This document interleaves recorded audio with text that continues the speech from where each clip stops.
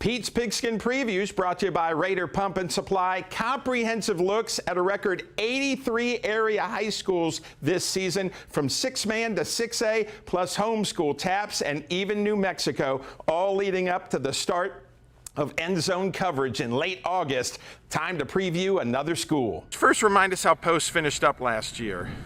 We finished up in the regional finals. We went 13-1 and had a really good season.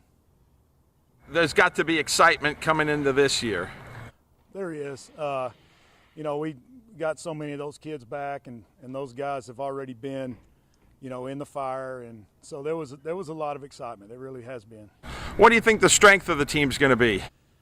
Honestly, I think it'll be our returning starters, the 14 kids that played last year, and our senior class has been awesome. There's not very many of them. There's only 8 of them, and they just do a good job of leading and leading by example. What will the Bold Gold Antelopes look like on the field in 2025?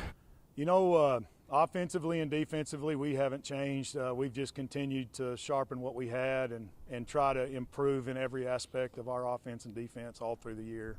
It's not going to look any different. We're going to be bigger. Our offensive line is going to be bigger. I think our defense is going to be so much more experienced, and we've got a lot of team speed too, and so we've got, you know, kind of like we were last year, right? Talk about your non-district schedule. So in non-district, we start off with Kermit. We'll play Kermit here. Week 2, we've got Forsan. Week 3, we got Slayton. That's going to be a huge game. Week 4, we've got Seagraves, and then week 5, we've got Farwell. And hopefully that gets you ready. How do you see district looking? Always tough. I mean, we got great coaching staffs and great, you know, football tradition in our district. It's always going to be tough.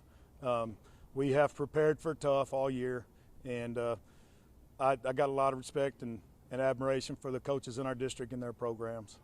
Well, Coach, you know, having things turned around now and all the excitement back, I mean, this is personal to you. This is your town, and you've got to be excited seeing the things turning around. You know, it's such a tradition-rich town and such a great place to be. Our kids are awesome here, and it's exciting. You know, one of our old standby pillars of the community, Joe Giddens, came by for practice a couple of days ago, and he's living in Lubbock now, but he just can't stay away. You know, that's the kind of tradition we have here, and I just love it. And then, Coach, what are the goals this year for Post? You know, we pretty much nail down the same goals every year.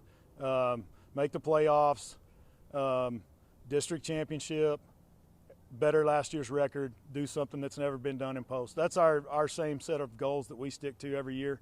I think this year I'd like to add get team of the week and don't pass out. Let's try not to pass out at team of the week if we get to.